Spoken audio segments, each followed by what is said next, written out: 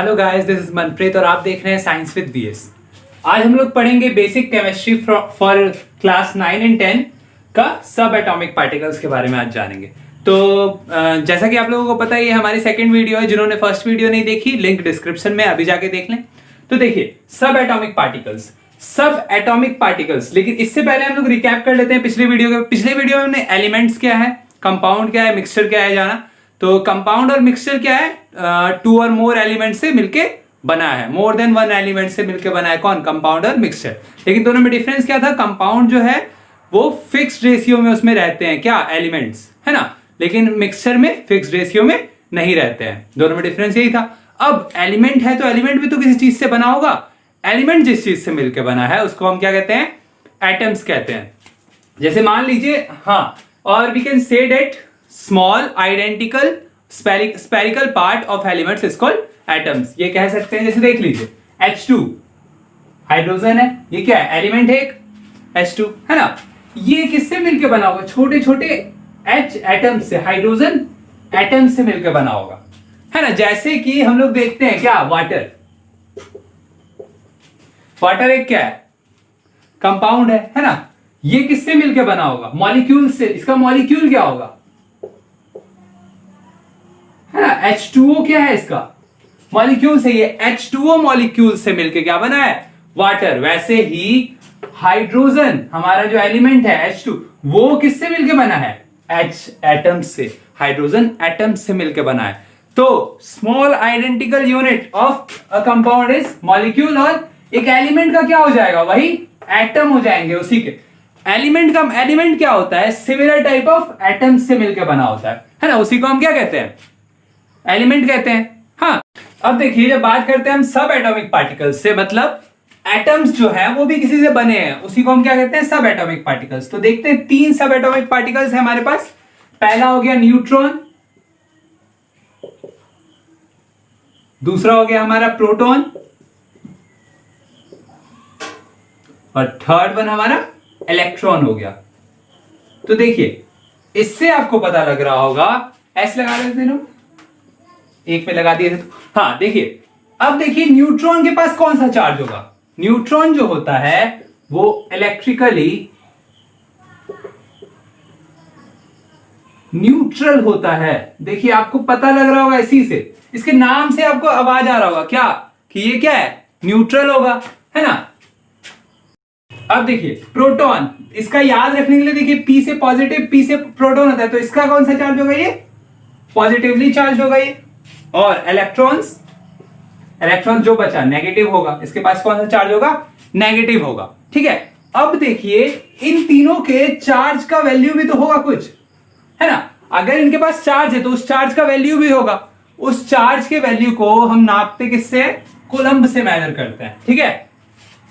तो देखिए, अब देख लेते हैं चार्ज का वैल्यू। देखिए, ये न्यूट्रल है तो इसका चार्ज क्या होगा? 0 चार्ज होगा इस पे, सिंपली, है ना, क्योंकि ये न्यूट्रल है तो इसके पास कौन सा 0 चार्ज होगा?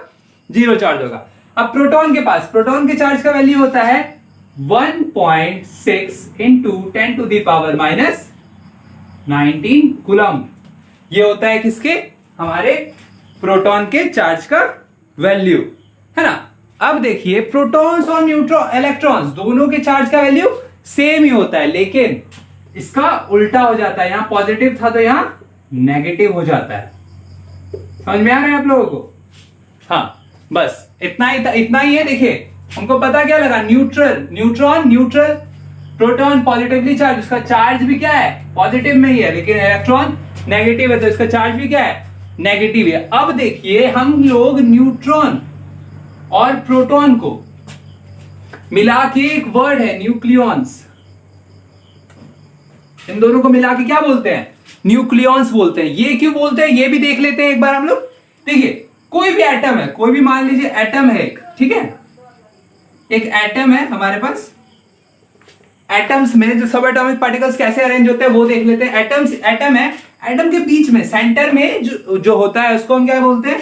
न्यूक्लियस बोलते हैं, है ना। उस न्यूक्लियस में क्या रहता है? न्यूट्रॉन और प्रोटॉन रहते हैं। यहीं पे हमारा क्या रहेंगे? न्यूट्रॉन और प्रोटॉन रहेंगे। ठीक है। लेकिन इलेक्ट्रॉन का केस अलग है, ये भाई नेगेटिव चार्ज है, इसका केस पूरा का पूरा अलग है। ये कहां रहता है, जैसे हमारा सोलार सिस्टम है, सोलार सिस्टम के बारे में जानते ही होंगे।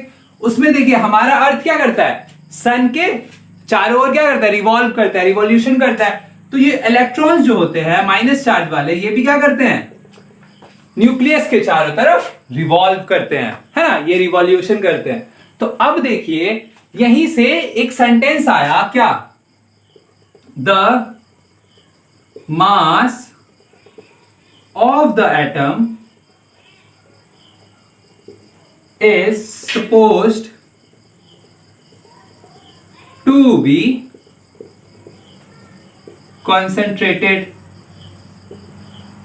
at the center।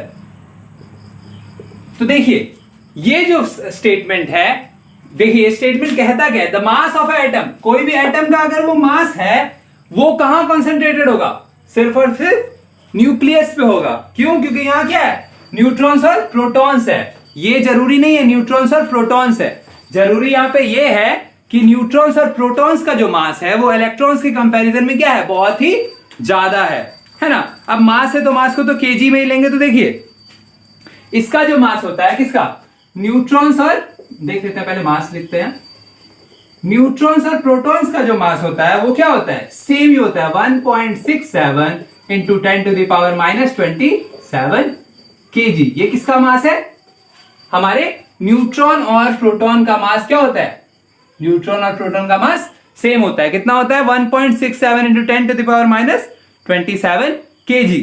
लेकिन जब बात करते हैं हम किसका, इलेक्ट्रॉन्स का, तो इलेक्ट्रॉन्स का जो मास होता है वो बहुत ही कम होता है, किसके कंपैरिजन में, न्यूट्रॉन और प्रोटॉन के कंपैरिजन में। उसका क्या मास होता है, 9.1 इंटू 10⁻31 kg। ये किसका मास हो गया, हमारे इलेक्ट्रॉन का मास हो गया। तो देखिए न्यूट्रॉन और प्रोटॉन की कंपैरिजन में इलेक्ट्रॉन का मास बहुत ही ज्यादा कम है। तो इसीलिए बोला गया है कि the mass of the atom is suppose to be concentrated at the centre. जो भी एटम होता है उसका मास कहां से आता है, सिर्फ सेंटर से, मतलब न्यूक्लियस की वजह से होता है उसका मास, और कहीं से नहीं होता है। अब देखिए थोड़ी थ्योरेटिकल बातें हैं वो देख लेते हैं। जैसे देखिए न्यूट्रॉन का डिस्कवरी किसने किया था, या प्रोटॉन्स का डिस्कवरी पहले देख लेते हैं किसने किया था। इसका डिस्कवरी किया था गोल्डस्टीन ने, है ना। और हम लोग प्रोटॉन को क्या कहते हैं, कैनल रेज भी बुलाते हैं। इसका दूसरा नाम क्या है, इसको दूसरे नाम से कैनल रेज भी बुलाते हैं। अब देखिए इलेक्ट्रॉन का तो आप लोगों को भी पता होगा, लगभग सबको पता होगा कि इसका डिस्कवरी किसने किया था, जे थॉमसन ने किया था, है ना। और इसको हम लोग कैथोड रे भी बोलते हैं।